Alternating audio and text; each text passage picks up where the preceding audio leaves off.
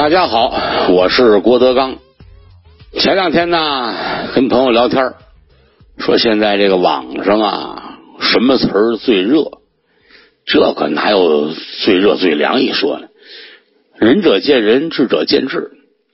大伙儿七嘴八舌吧，聊到最后就说了，说这个渣男这个词儿啊，算是挺热的，动不动就说哪儿又出一渣男。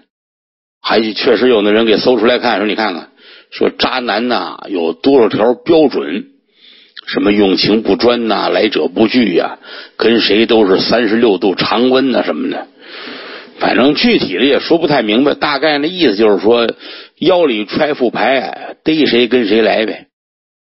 我看有的姑娘让小伙子挤着就没辙没辙的，诉苦呢都诉到网上了，那怎么办呢？是吧？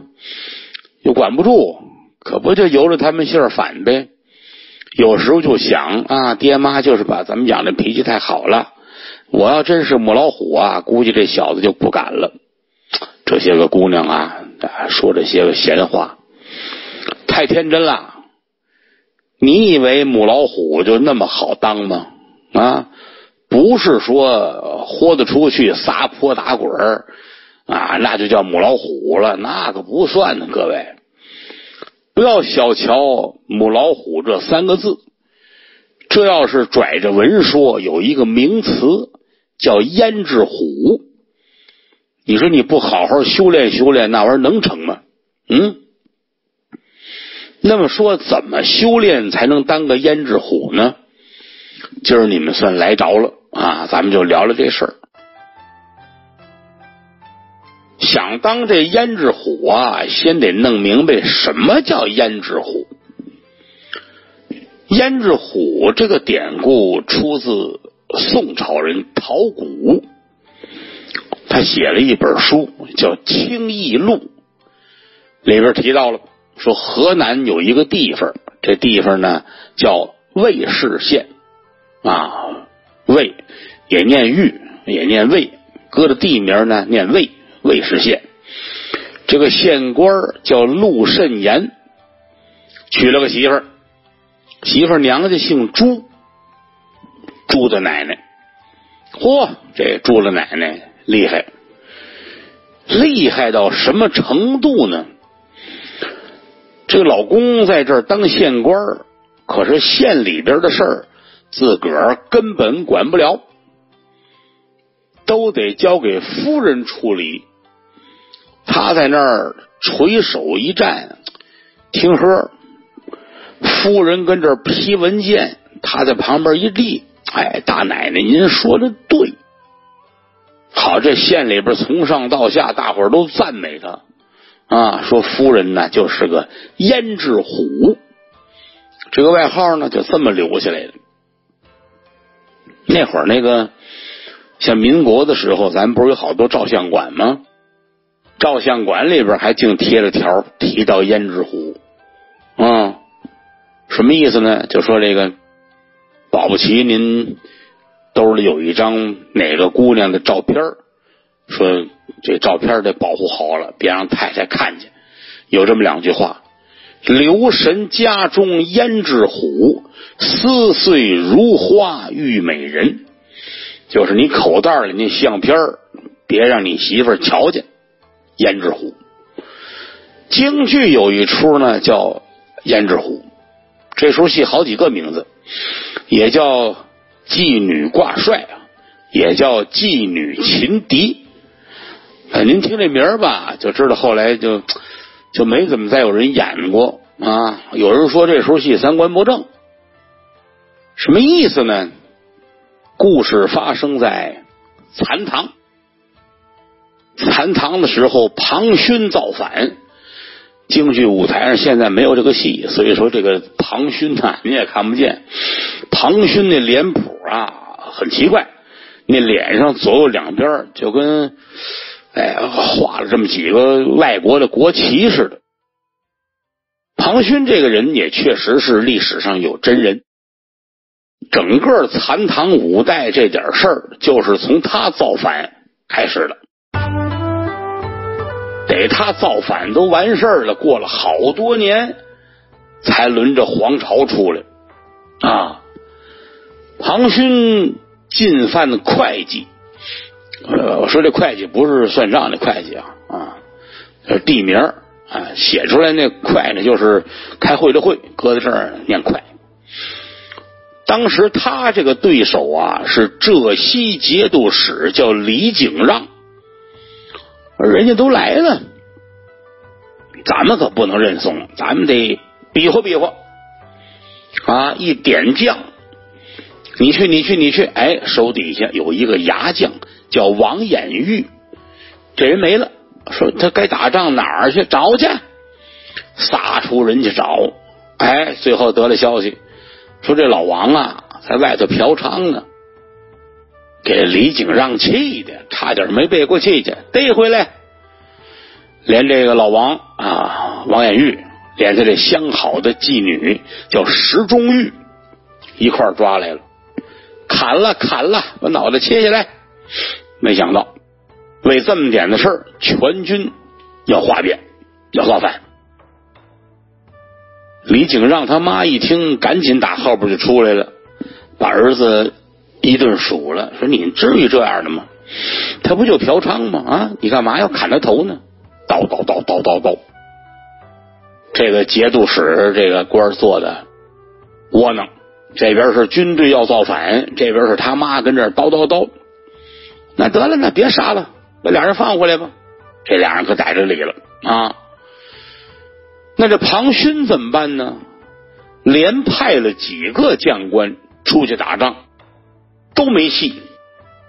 最后这个妓女啊，石中玉，她出去了，也不打也不闹，把自个儿这人手段使出来，这顿迷魂汤啊，把这个庞勋灌得五迷三道，最后呢让妓女给逮着了。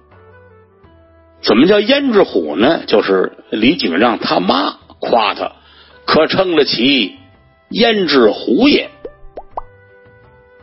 反正这个戏这么些年来也没人唱啊。你要说这个戏一点有用的地儿都没有吧，也不尽然。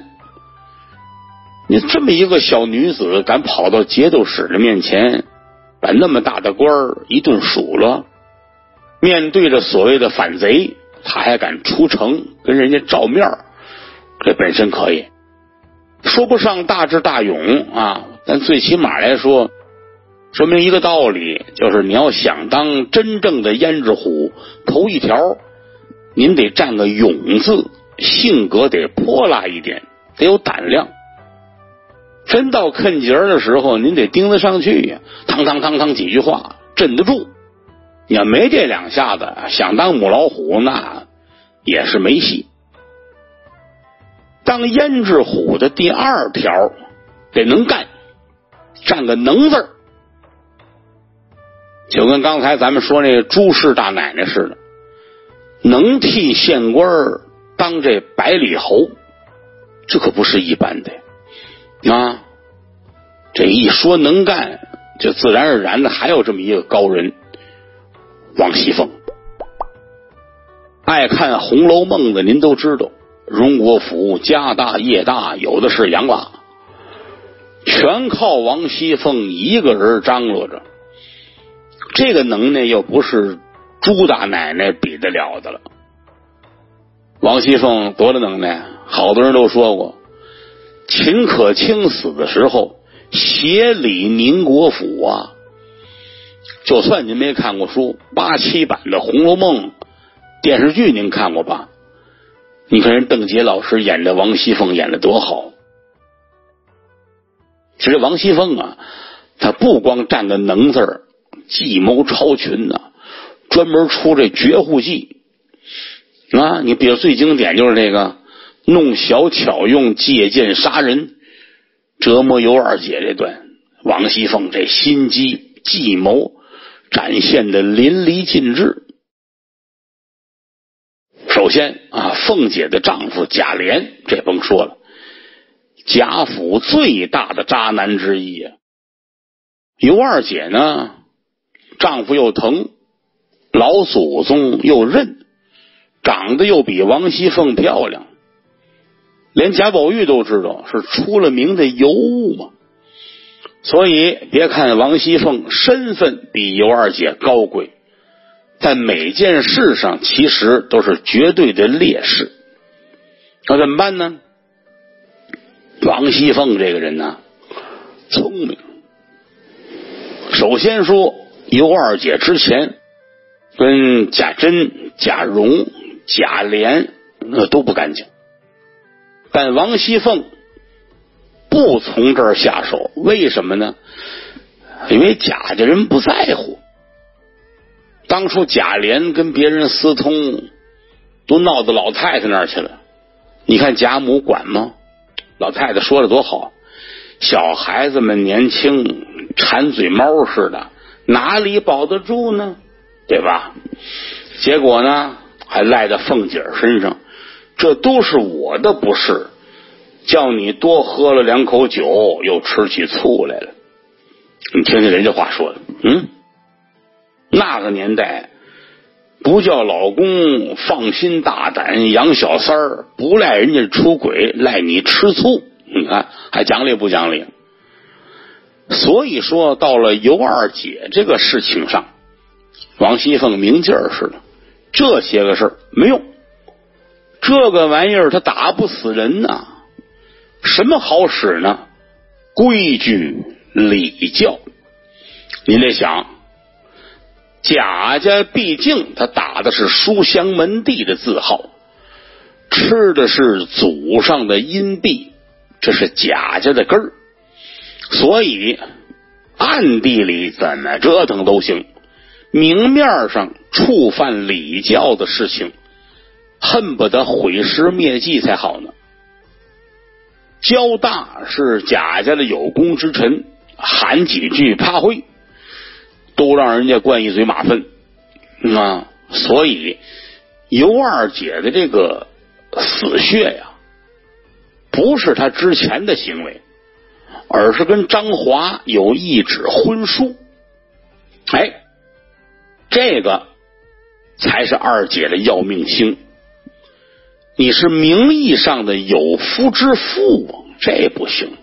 所以王熙凤就跟一大老虎似的，就这一口咬住了尤二姐的脖腹，咬住了不撒嘴还带晃脑袋呀，哪一步都不是主动迫害，哪一步都是逼着尤二姐自己挖坑自己跳最后吞金子，我王熙凤叫你吞的没有你自己要吞的呀。前前后后2回书都不到，尤二姐连肚子里面的孩子2条人命。就这个胭脂虎他厉害呀。不过咱们得说清楚，这个王熙凤虽然是占尽了这个能字，也占尽了智字，但他的做法不可取。在家不行善，出门大雨灌，这都老话。这人要是不长好心眼儿，再厉害也不行你到最后你看王熙凤这判词，1从2令3人目。什么叫人目休奋战了半辈子，让渣男丈夫给休了。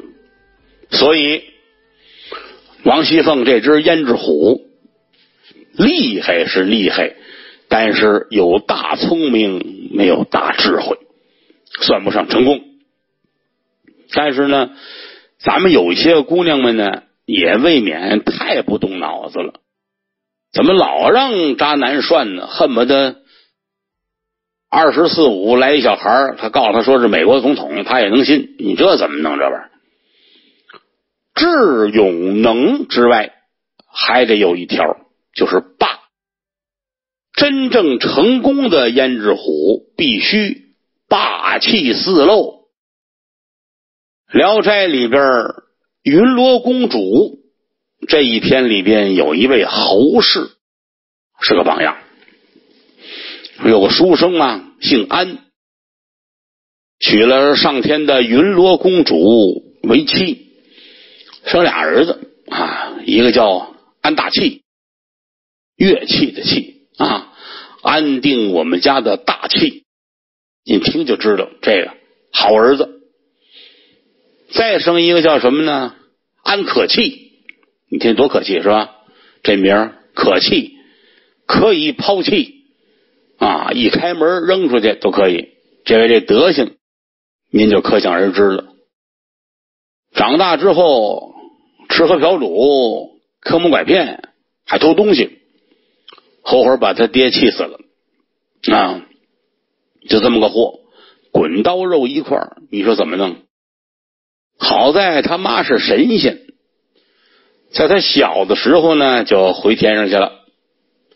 回去之前跟家里人说，有一家人家姓侯，将来生一闺女，左肋有小赘疣，等这孩子长大了娶过来给可气当媳妇儿，这姑娘能治他，等着吧。过了几年真把这侯氏娶过来了，全家人等着看看这媳妇儿怎么治这二爷。怎么治呢？第一条就是军事管制，你要想出门啊，可以几点之前你必须给我回来，回不来怎么办呢？不予饮食，没饭吃，怎么说怎么来。你要出去也不拦着你，但是到点得回来，不回来那行，回来没饭。这个二爷呢消停了一阵，恶习难改啊，打家里自己偷粮食出去赌去。侯氏呢有高的，弯弓于门以拒之，站在门口这儿等着，手里拿着弓箭。二爷刚要出门，侯氏啊也没废话，嗖啪就是一箭，贴着二爷这头皮就过去了。妈的妈，我的姥姥呀，吓坏了。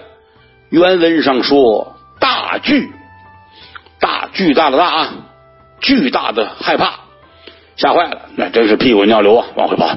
这边呢侯氏一顺手，噌又抄起了一把钢刀，后边就追着跟前，歘就一刀，稍微慢一点，正砍到这个二爷屁股上，血就滋出来了。他哪受过这个呀？娇生惯养了，从小，哎呦妈耶，捂着屁股往自己哥哥那儿跑。哥哥呀，看在咱们亲兄弟的份上，你救救我吧。他哥哥不管啊，早分家了，随你便，你爱怎么着怎么着。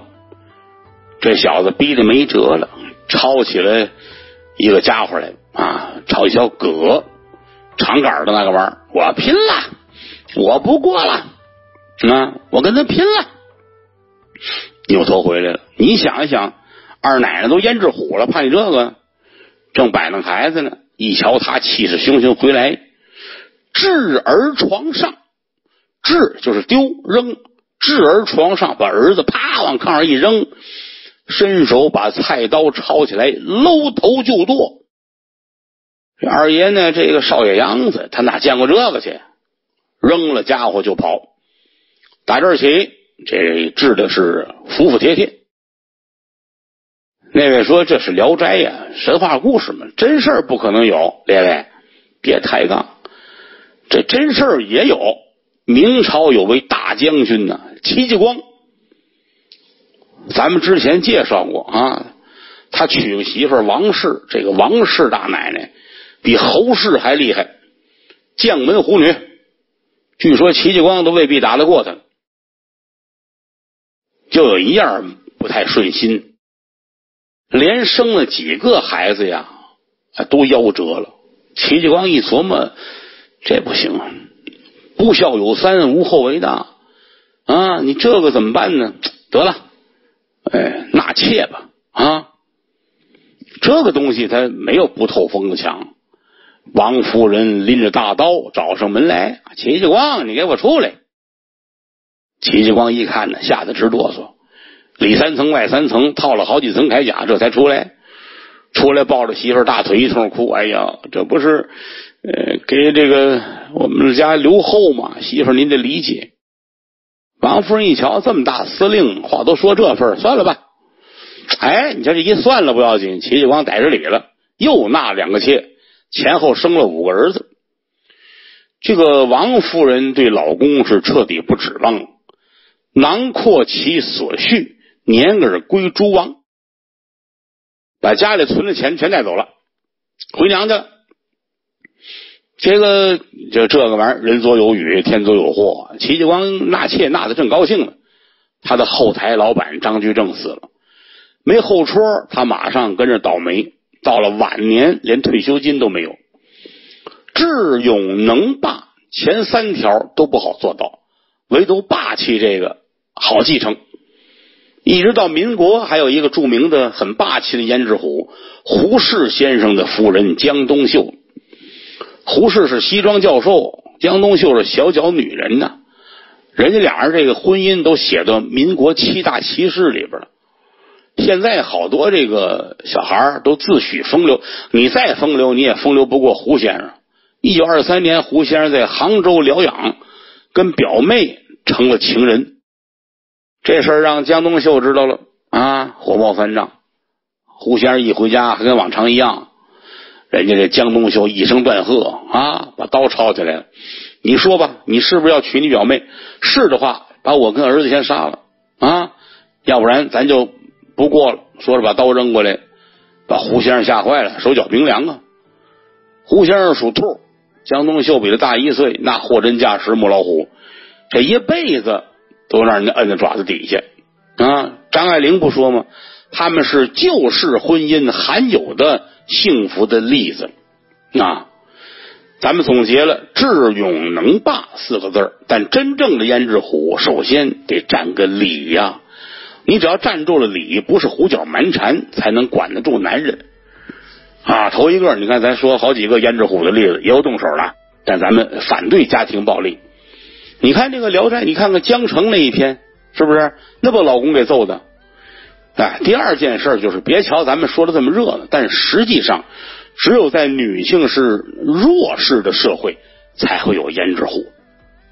挺好的大姑娘文文静静的，谁愿意当胭脂虎啊？是不是？所以别以为当胭脂虎有什么光荣的，真想争取女性平等，自己也有独立人格，哎，正经挑个对自己好的，那渣男呢，你就压根儿别理他，那比什么不强啊？